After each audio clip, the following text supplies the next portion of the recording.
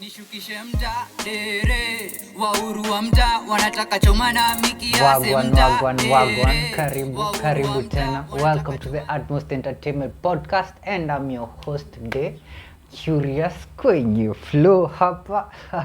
I hope you guys are doing great. It has been an amazing week and an amazing month. I hope you guys have started your October vizuri. Maze, we have come to the last 3 quarters of the year and man, I'm feeling great. Pole sana, I have a small cold, so ukiona na bonga na mapua jua, it's the cold that has been affecting me, but I have been on the download, just making sure that I'm kept up to date with the current Atmost entertainment news, and I am here today so that I can be able to give you and refer to you to the most amazing news that I have come about so far. Keep it low, keep it kabisa. And on to the today's topic maze, before niingie kwa hiyo topic yetu ya leo, it's going to be wagwan, itakuwa ingine moto kama pasi buda.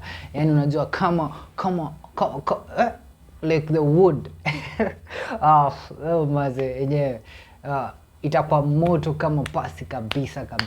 So today my people, before I go on, I want to start by saying check if there are so many artists releasing projects on projects. Niliwa show last time that this last few 3 months are usually one of the most busy times for an artist, especially for musicians right now, and also for different types of things. By the way, right now there is an event going on currently by Alfajiri, by the Alfajiri Street Kids. If you love art and you want to look for art and you want to look through art, just head over to the National Museum and you're going to be able to see the art being created by street kids. And we need to support these kids because maze, we are all at a place where we can be able to give back to the society and to the community.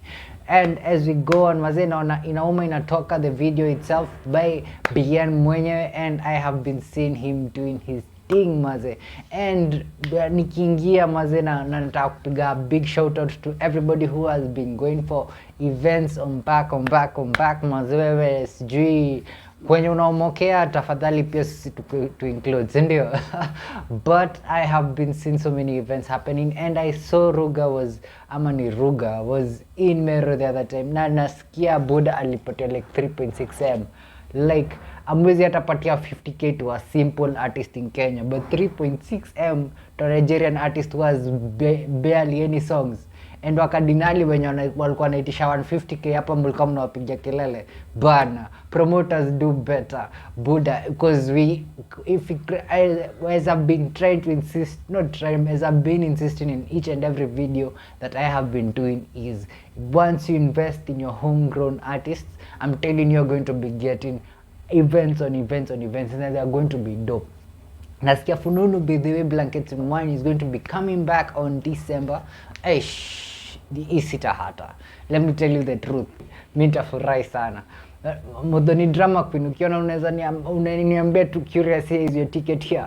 Maze, mimi nitafurahi mbaya sana. I'll see you, because I have been seeing the Blankets and Wine coming up for the past few, the past years maze. It's one of the best events I can say hands down in Kenya right now, and in terms of luxury and all that. And I actually, now that we are here, I want to get into the topic that I have been preparing for, and this topic is one of the most important topics you're going to be talking about the Kenyan music, and that is Gengetone. Buddha, if you haven't listened to any Gengetone song, you're doing yourself a disservice. And ukasikize any Gengetone artist right now.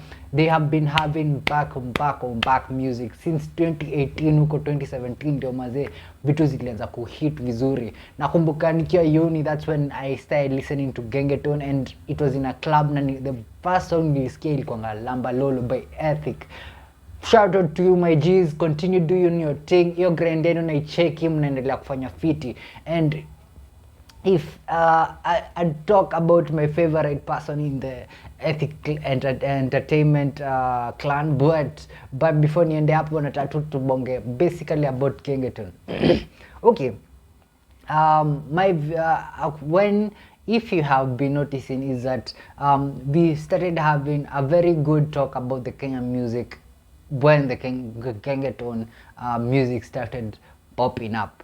And I've seen there's a guy by the name Dan Akeda, I think, Akeda, who tried to coin the word Odi Pop, and I feel that inafeel hiyo tu ni tamu. Hata kama tunaita Gengetone, tunaweza ita Gengetone / Odi Pop, just like how Afro music it's / Afro pop, you know, because that's how it has always been. So Odi Pop has been one of ilikama ikahit ika take over the market. I'm telling you my G's, Kenya music, it's like it breathed life back into the Kenyan music. I'm not saying that life wasn't there in the Kenyan music, but the likes of akina Okto, akina Kaka, hizo matime ase walikuwa wameshikilia hii industry deadly mbaya. Akina Sauti Soul, before Nyashinski pia alirudi, as in there are so many people who were doing the thing. Major ajailala, Major tangu aingie industry ajailala da kidogo. O jamaa ni G, no ni msemo moja naweza penda kuleta kwa hii podcast. Lakini Gengetone basically brought back our eyes back to our music, and I'll explain why. Between in the early 2000s, when everybody was seeing how Kenyan music was popping, so many artists from outside walikuwa nakuja Kenya. MTV ilikuwa imeanzisha huku, Trace Music walikuwa wamekuja huku. Like you see, like Kenya has been a hub for entertainment for such a long time that even now when we keep on talking about these stories about Kenyan music and Kenyan artists being paid, me bado mushanga, why would you not like give the due respect to your musicians, because they are the ones who started the whole wave of modern music in Africa right now. And that's not a lie, that's just one of the those are just facts, those are just Kenyan facts and African facts, I'm saying. And if you see from now 2000s kuendelea, watu wa bongo walikuwa nakuja huku kulearn about the Kenyan music industry and how the entertainment joints work. Msika Diamond yeye alijigroisha huku sababu before sasa aanze hiyo pop sasa vizuri TZ and all that. And right now if you see any list that Kenyan people has listened to, utaona watu wanasikiza Afropop, bongo, hizo pekee. Like how do you call, like, bro, like what is happening? But it's not that sorry, it's not that I am against any of this kind of music. Just that I feel like we should be able to bring our homegrown artists to those top of those charts. Sababu, one of the things I will tell you right now, Kenyan music is popping more than any SA music right now. Ina pop kuliko Ghana, ina pop bado hajafikia Nigeria vizuri, but tuko hapo. Yani Nigeria tu iko hapa, like tuko hapa tu kiasi. And niko 100% sure by that, sababu unaona venye those, I can say by 2018 kuendelea hadi sasa ilikuwa hiyo process ya Kenya music ilikuwa inajiground back sababu ya Gengetone. Na hiyo that's one of the things I love about Gengetone. It really grounded us as an industry and as a community back to us. Because of one thing, without Gengetone hatungeangalia Kenya music tena. I'm telling you, sababu venye Afro ilikama ika take over as a wave, bongo ili take over wave, ndio hiyo mapiano ilikama hapa juzi. Hata it's barely a year that it started popping like vizuri here. But that's one of the beauty about music. No matter which part of the world you're going to be, if the if people relate and they resonate with you, ni hivyo. So mimi venye nilikuwa na Gengetone, the first time when I listened to Gengetone, that's when you could hear every single club azikuwa zinacheza hizo 2000 music, akina Isa nani nonini ase azikuwa zinacheza those music anymore.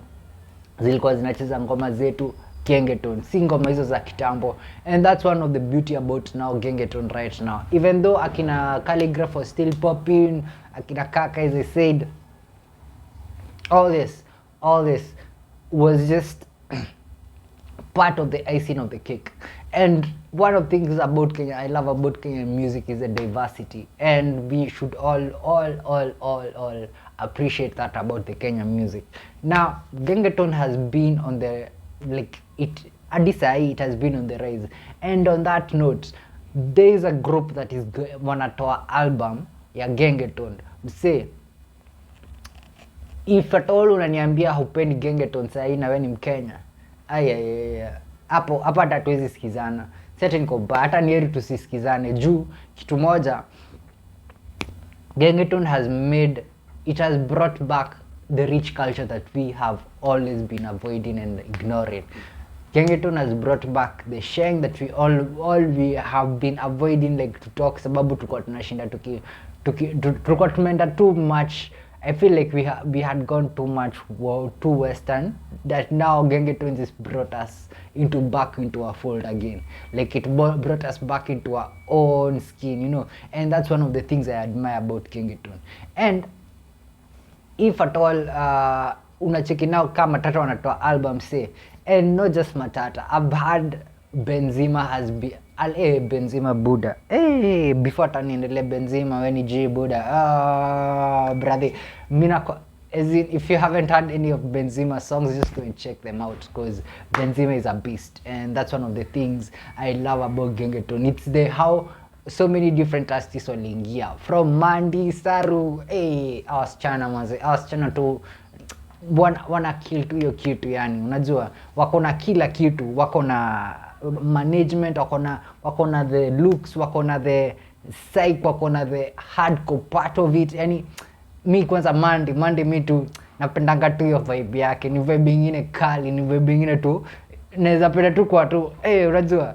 And that's one of the things I really love about Gengetone, because inakupatia hiyo vibe ya mazee, I am now, niko hapa, unajua niko hapa na hakuna kitu unaweza tu, unajua. And kama sahi since Matata inatoa ngoma, inatoa actually album, I'm seeing wanatoa there's a song wakona, they have featured Sauti Sol, and Buddha, like this is so magnificent, this is so I did not even this is a collab we didn't even know we needed.